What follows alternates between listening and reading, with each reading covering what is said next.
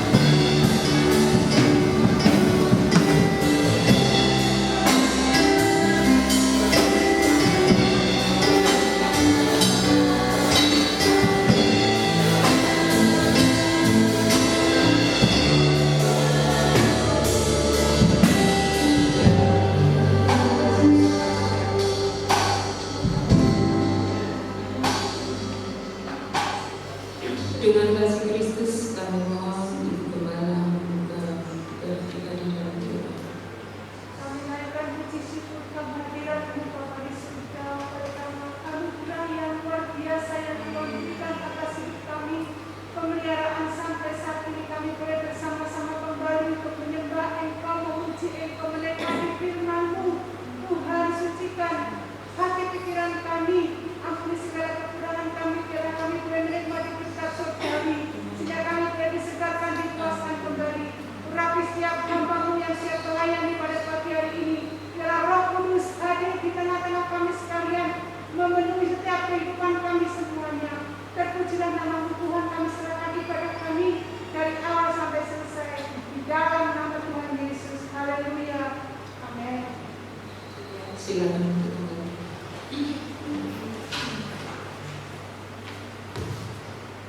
Mungkin dalam beberapa waktu ini situasi membuat kita menjadi khawatir. Namun satu hal yang kita tahu dan harus kita yakini bahwa Tuhan mengasihi kita, Dia akan selalu menjaga, melindungi kita. Apapun yang terjadi dalam kehidupan ini, jangan pernah ragukan kasih Tuhan.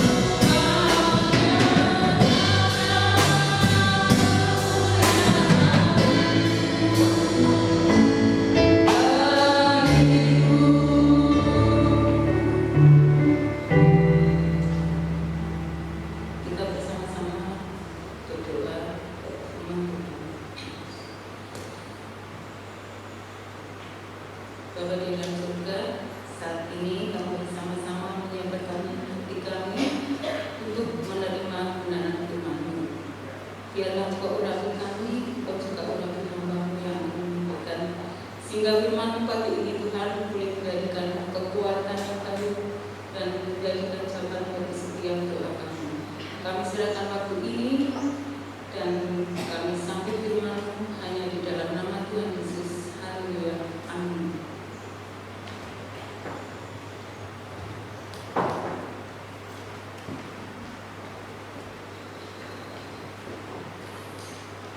Selamat pagi, shalom Bapak Ibu, bisa angkat tangannya. Ya puji Tuhan, satu kemurahan Tuhan, kebaikan Tuhan. Jikalau pada saat pagi ini kita semuanya bisa kembali bersama-sama untuk berhibur dan kita akan mendengarkan kebenaran firman Tuhan. Tema pada saat pagi ini saya akan menyampaikan berbicara mengenai tentang indahnya proses Tuhan. Mengapa kata indah itu saya taruh di depan? Kita harus melihat bahwa segala sesuatu peristiwa atau kejadian dalam kehidupan ini itu kita harus melihat dari kacamata Allah. Dan setiap peristiwa kejadian dalam peristiwa kehidupan kita setiap masing-masing, ada kalanya kita bisa tertawa, ada kalanya kita juga bisa menangis, ada kalanya kita juga bisa bersukacita, tapi juga ada kalanya kita juga bisa bersedih. Tetapi kita harus melihat bahwa setiap perubahan dalam kehidupan kita harus melihat dari bagaimana Allah memandang bahwa setiap peristiwa kejadian dalam kehidupan orang-orang percaya itu adalah begitu indahnya. Maka setiap perubahan yang terjadi di dalam setiap kehidupan kita, bahkan dunia juga mengalami perubahan.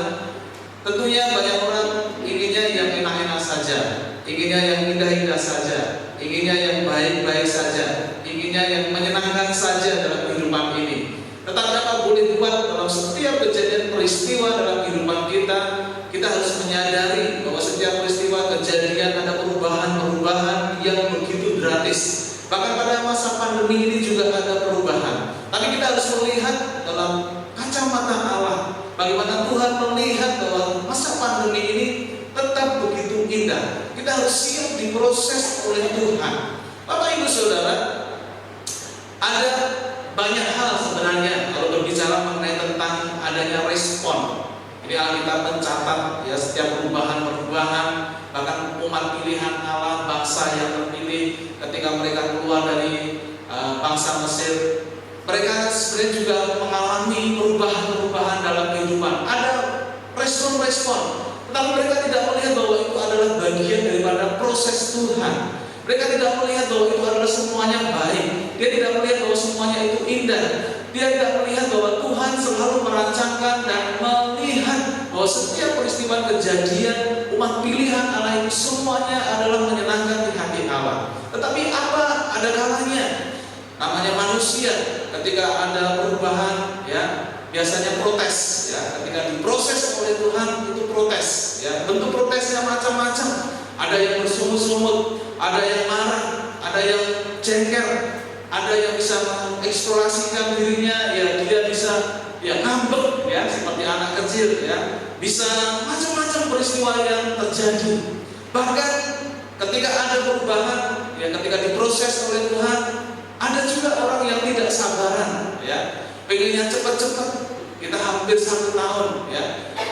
Di tempat pertama kejadian pandemi ini sudah 1 tahun lebih. Ya kita di Indonesia dimulai dari bulan Maret, hampir mau masuk 1 tahun. Ya inginnya cepat-cepat untuk mengakhiri pada masa pandemi ini. Tetapi kita harus melihat dengan kacamata Allah, Bapak Ibu. Ya itulah manusia, ya tidak sabaran. Bahkan ya ada kalanya juga dia keras ya kepala, ya ada aturan-aturan atau himbauan, ya sesat hatinya. Ya mereka memakai pikirannya sendiri, memakai logikanya. Dia melihat oh ini nggak perlulah saya pakai masker, oh saya nggak perlulah cuci tangan, oh saya nggak perlulah menjaga kebersihan, oh saya nggak perlulah untuk menjaga imun. Tetapi Bapak Ibu Saudara, jangan sampai kita sesat hati kita dengan setiap peristiwa kejadian ini. Kita harus meresponnya dengan respon yang positif. Amin. Bapak Ibu, apapun yang terjadi dalam kehidupan kita, kita harus merespon segala sesuatunya dengan hal yang positif. Bapak Ibu Saudara, saya memberikan satu gambaran ya di depan. Ya kalau dilihat kira-kira apa ya ini? Bapak Ibu, ini adalah barang-barang dari yang tidak berguna menjadi sesuatu yang sangat baik menurut kacamata yang membuatnya. Ini adalah barang-barang yang dibuang, barang yang sudah berkarat, barang yang sudah dikatakan rosok, tidak ada nilainya. Ini adalah sendok yang terbuang di tempat sampah. Ada garpu, ada pisau, ada besi-besi macam di situ. Tetapi kemudian apa?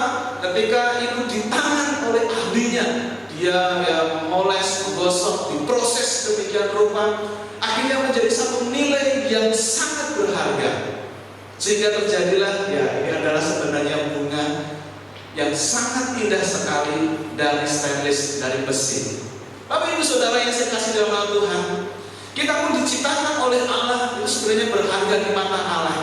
Tetapi oleh karena kita telah jatuh dalam dosa, manusia pertama yang diciptakan oleh Allah, ada lumpur dosa. Tetapi Tuhan kita adalah Tuhan yang mengasihi. Kita pun diangkat, didandani demikian rupa, diproses oleh Allah sehingga mengalami satu pembaharuan yang baik, yang menyenangkan menurut kacamata Allah. Kita diproses sehingga kita pun akan menjadi sesuatu yang berharga di mata Allah. Itulah hidup kita. Sebenarnya kita ini adalah orang yang banyak sekali karat dosanya, banyak sekali lumpur-lumpur dosa. Tetapi oleh karena kasih Allah kita diangkat, kita pun menjadi sesuatu yang indah di hadapan Allah. Asalkan kita mau apa? Siap diproses oleh Tuhan. Ada-kadang banyak sekali proses yang terjadi dalam kehidupan kita, Bapak Ibu Saudara. Tetapi siap atau tidak siap, kita harus menerima dengan setiap kejadian-kejadian yang menurut barangkali kita tidak enak, tidak menyenangkan, merugikan kita, tidak ada keuntungannya ini. Tetapi menurut kacamata Allah, semuanya itu adalah indah ketika kita diproses oleh Tuhan. Apapun yang peristiwa yang sedang kita alami setiap pribadi lepas pribadi. Bahkan Nabi Yeremia juga diajari dalam pasal 18. Nabi Yeremia ini disampaikan oleh firman Tuhan supaya belajar kepada tukang periuk. Lihatlah tukang periuk itu, apa yang terjadi ketika dia membuat bejana. Dan bejana itu ada yang salah, ada yang keliru, ada yang terjadi. Apa yang terjadi? Didandani, dibuat, didesain, dibuat sedemikian rupa yang menurut paling baik menurut tukang periuk itu. Apalagi kita ini adalah anak Allah, kita umat pilihan Allah. Ketika kita ada di tangan Allah, kita pun akan diproses oleh Allah sedemikian rupa menurut kacamata Allah. Maka itu Bapak Ibu Saudara yang saya kasih dalam nama Tuhan, ternyata satu proses itu adalah ada manfaatnya bagi kita. Apa manfaatnya? Apa keuntungannya? Apa faedahnya bagi kita ketika kita sedang diproses oleh Tuhan? Kita harus siap untuk menghadapi sedemikian rupa macam-macam perubahan peristiwa ini. Ada 3 hal yang saya sampaikan pada saat pagi ini, Bapak Ibu Saudara. Yang pertama, yaitu berbicara mengenai tentang kedewasaan dan pertumbuhan iman. Katakan bersama-sama, apa Bapak Ibu? Kedewasaan dan pertumbuhan iman. Saya akan bacakan dalam Efesus pasal 4 ayat yang ke-13. Sampai kita semuanya telah mencapai kesatuan iman dan pengetahuan yang benar tentang anak Allah, kedewasaan penuh dan tingkat pertumbuhan yang sesuai dengan kepenuhan Kristus. Saya baca sekali lagi. Sampai kita semuanya, saya dan Bapak Ibu Saudara, telah mencapai kesatuan iman dan pengetahuan yang benar tentang anak Allah, Yesus Kristus. Yaitu apa? Kedewasaan penuh dan tingkat pertumbuhan yang sesuai dengan kepenuhan Kristus.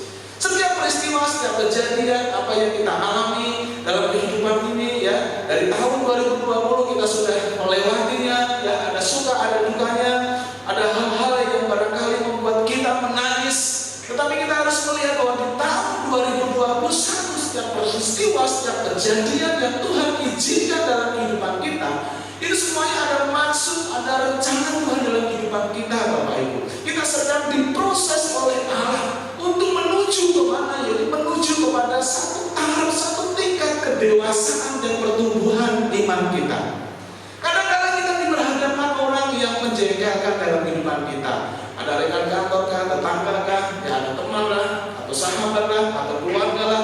Ada kala yang membuat kita menjengkelkan, tidak sesuai dengan harapan kita, tidak sesuai apa yang kita impikan, orang-orang yang dekat dengan kita.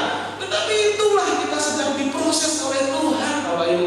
Kita sedang dituntut untuk menuju kemana? Menuju kepada kedewasaan dan pertumbuhan iman. Pada saat kita diproses sedemikian rupa, Tuhan melihat itu semuanya indah. Semuanya itu adalah dipandang menyenangkan di hadapan Tuhan, Bapak Ibu. Kadang-kadang respon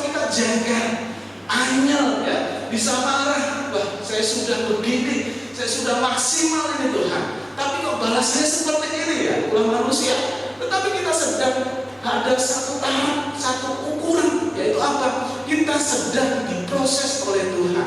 Kita akan diperhadapkan dengan macam-macam aneka ragam ya persoalan dalam kehidupan kita, Bapak Ibu. Tidak hanya persoalan di masa pandemi saja. Barangkali dihadapkan di keluarga kita juga diperhadapkan dengan suami kita, dengan istri kita, dengan anak-anak kita, dengan keluarga besar kita, dengan berbagai macam respon yang terjadi.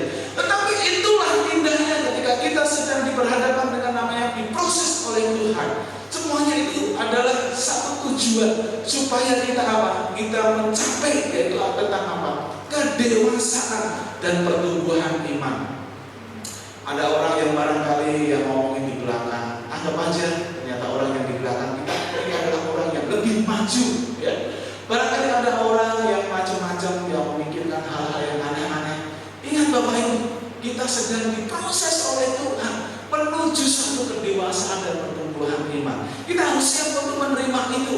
Kita akan ungkapkan isi hati kita kepada Tuhan. Untuk apa? Menuju kepada kepenuhan seperti kepenuhan Kristus. Kristus dicambuk, Kristus dicaci maki, Kristus disalib. Tidak ada satu kata pun, tidak ada satu komentar apapun. Padahal Dia Allah, Dia berkuasa, Dia bisa melakukan segala sesuatu. Tetapi Dia melihat bahwa ini adalah proses dari Allah Bapa. Untuk apa? Keselamatan umatnya. Demikian juga pada saat kita sedang diproses dalam kehidupan, ada peristiwa-peristiwa kejadian dalam kehidupan kita. Kita harus menikmati itu bersama-sama dengan Tuhan.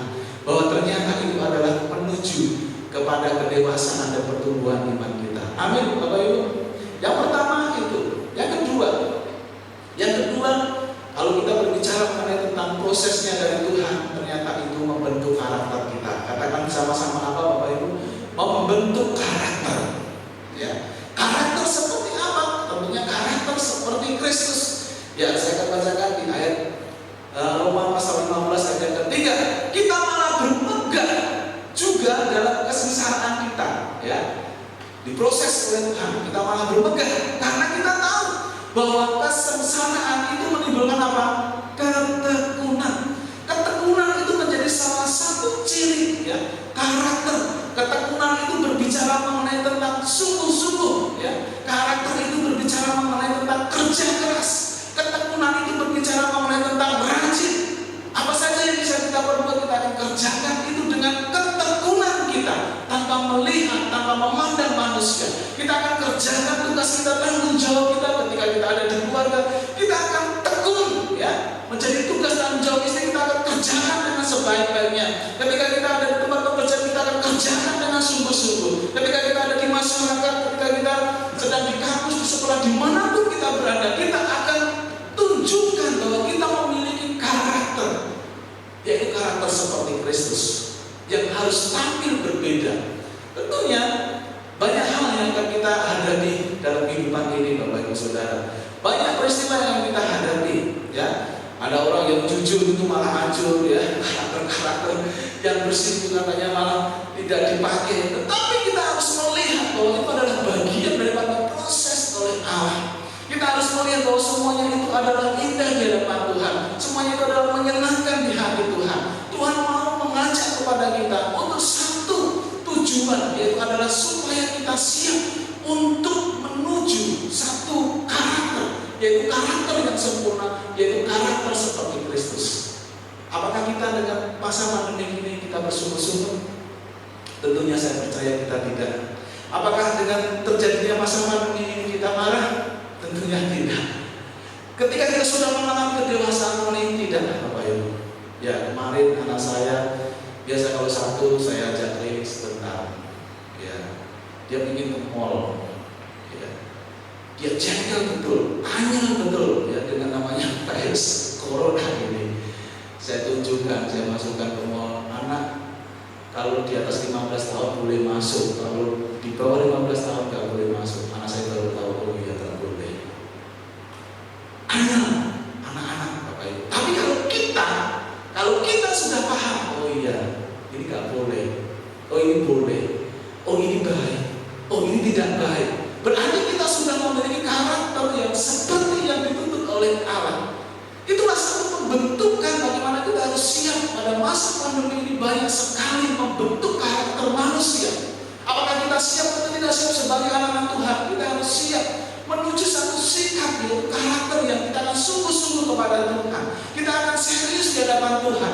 Kita betul-betul akan melakukan tanggung jawab kita yang bertanggung jawab di hadapan Tuhan. Apapun tugas dan tanggung jawab kita di dunia ini, kita harus siap untuk melakukannya secara bertanggung jawab dengan karakter seperti Kristus. Apapun Bapak Ibu Saudara yang menjadi tanggung jawab saat ini, kerjakanlah itu dengan senang hati, tanpa menggerutu, tanpa mengeluh, ya, tanpa mencaci maki, tanpa melakukan tindakan-tindakan yang merugikan. Tapi kita harus melakukannya dengan sungguh-sungguh di hadapan Tuhan. Karena berbicara mengenai tentang kesengsaraan, semuanya akan mengalami itu, Bapak Ibu. Tetapi pada saat kita punya Tuhan hadir, kita ada karakter Kristus dalam kehidupan kita. Kita siap untuk menerima dengan setiap peristiwa dan kejadian, dan kita pun akan sungguh-sungguh, dan kita akan lakukannya semuanya itu dengan senang hati, tanpa ada hal-hal yang menggerutu dalam hidup kita. Karena apa? Karena Kristus hadir dalam kehidupan kita. Maka itu pada saat kita diproses oleh Tuhan, ternyata Tuhan mau membentuk karakter kita, yaitu karakter yang sungguh-sungguh di hadapan Tuhan. Yang ketiga, berbicara mengenai tentang proses. Ternyata itu adalah satu tujuan Allah. Tuhan melihat bahwa setiap kejadian peristiwa yang barangkali menurut kacamata kita itu tidak baik, ternyata menurut kacamata Allah bahwa proses Tuhan itu adalah tentang kebaikan dan kasih. Katakan bersama-sama apa Bapak Ibu? Tentang apa? Kebaikan dan kasih. Roma 8 ayat 28 bisa dikatakan, kita tahu sekarang bahwa Allah turut bekerja dalam segala sesuatu untuk mendatangkan apa? Kebaikan bagi mereka yang apa? Mengasihi Dia. Kalau garis bawah, yaitu bagi mereka yang terpanggil sesuai dengan rencana Allah. Pada masa pandemi ini saya melihat bahwa semuanya itu baik. Berbicara tentang kebaikan dan kasih Allah, kita harus meresponnya dengan kacamata Allah, Bapak Ibu. Diajari untuk hidup sehat. Diajari bagaimana kita betul-betul untuk menjaga diri kita. Kita diajari untuk menghargai ya, oksigen setiap bangun tidur. Ketika oksigen di rumah sakit begitu mahalnya, kita diajari berbagai macam cara Allah. Tentunya setiap proses kejadian pada masa-masa pandemi ini kita harus melihat ternyata semuanya itu punya tujuan, Bapak Ibu. Yaitu tujuan adalah berbicara tentang kebaikan dan kasih Allah. Paulus jelas mengatakan bahwa Allah turut bekerja. Turut bekerja artinya Dia selalu ada dalam kehidupan kita. Pada saat kita tidur, bangun tidur, selalu turut bekerja dalam kehidupan kita. Apapun yang terjadi, kita harus melihat dengan kacamata Allah bahwa semuanya itu adalah baik dan kasih Allah itu begitu sempurna, dan sesuatu itu pasti mendatangkan kebaikan bagi kita. Saya percaya dalam masa pandemi ini pasti semuanya itu akan mendatangkan kebaikan dalam kehidupan kita, karena kita amat mengasihi Allah. Kalau kita sudah mengasihi Allah, Tuhan sangat mengasihi kita. Ya, ada orang yang begitu takutnya, ada yang sampai tidak mau keluar, ada yang sampai was-was betul. Bapak Ibu Saudara, ya, kita sebagai manusia biasa kita harus minta hikmat kepada Tuhan. Setiap peristiwa kejadian ini, bahwa semuanya itu adalah tentang kebaikan dan kasih Allah. Ketika kita dikasih hikmat oleh Tuhan, kita akan kerjakan semuanya itu secara bertanggung jawab kepada Tuhan. Dan Tuhan ternyata sedang apa? Sedang melatih kita dengan dihadapkan dengan situasi dan kondisi seperti ini. Dan kita harus melihat bahwa ternyata itu baik. Ini berbicara tentang kasih.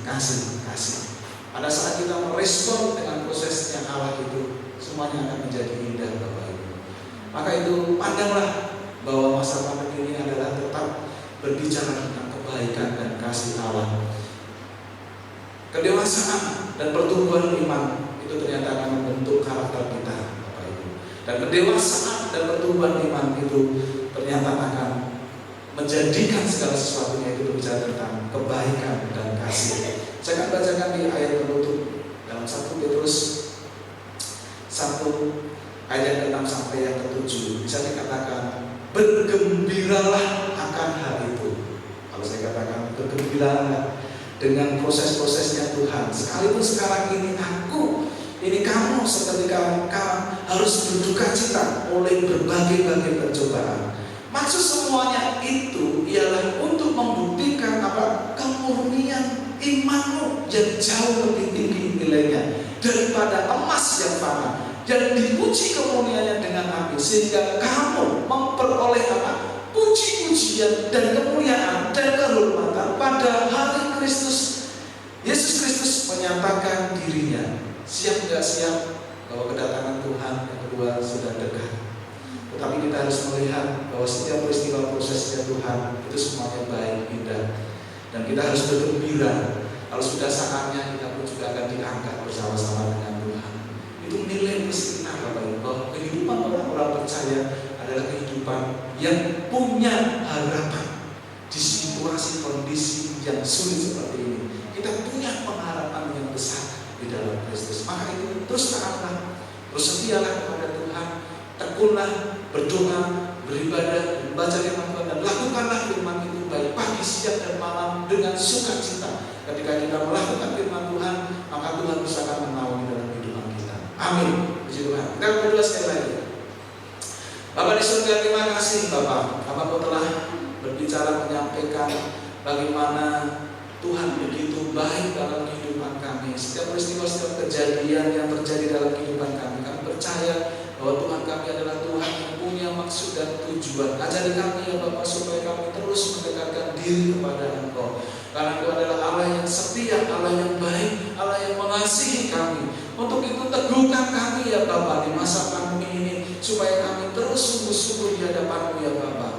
Biarlah firman-Mu terus berbicara dalam setiap kehidupan kami, sehingga firman-Mu pun akan menguatkan kami pada masa pandemi ini, bahwa kami sedang diproses Allah untuk menuju kedewasaan dan kemurnian iman kami, sehingga kami pun akan melakukan setiap perbuatan-perbuatan yang menyenangkan hati Tuhan, karena itu akan membentuk satu karakter seperti karakter Kristus.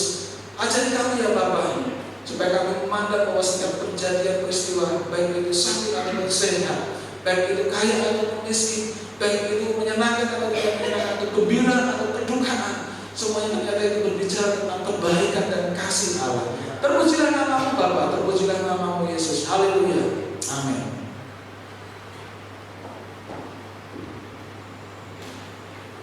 Kita akan bersyafaat saudara sekalian.